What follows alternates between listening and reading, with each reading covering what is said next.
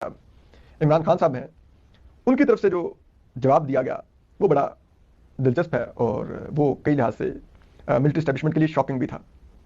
एक तो ये कि इमरान खान साहब ने अपने केसेस पर कोई कंसेशन नहीं मांगी, कुछ बात नहीं की।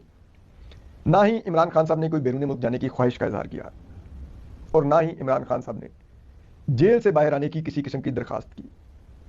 जो इमरान खान साहब ने बातें की, जो मुतालबे किए, एक तो इमरान खान साहब ने कहा कि आप जो सीटें मेरी रिगिंग करके चुराई गई हैं वो वापस कीजिए।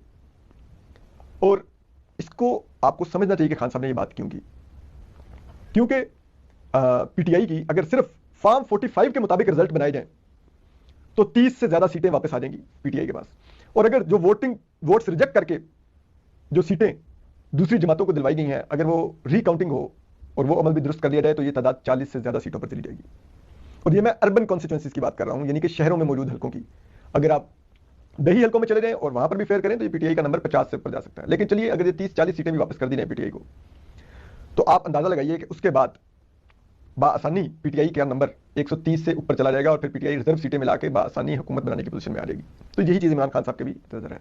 दूसरी बात, इमरान खान साहब ने फौज के इदारे को कही को पैगाम दिया जनरल साहब के जरिए कि आप मजीद अब इंटरफेयर करना बंद कर दें और ना हमारी जमात को मजीद अब तोड़ें, ना हमारे लोगों को तोड़ें जो अब जीते हैं, और ना ही दूसरी जमातों को जोड़ें।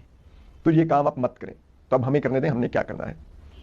और ये तमाम चीज़ें बहरहाल थी। और इस पर जो कहते हैं कि सीडीएस साहब थे, लेफ्टिनेंट जनरल अवैस दस्तगीर साहब, उन्होंने इमरान खान साहब को कहा कि आप लोग अपना लीगल कोर्स इख्तियार करें और जहां पर भी आपको लगता है कोई रिगिंग हुई है या कुछ है तो आप उसको देख सकते हैं।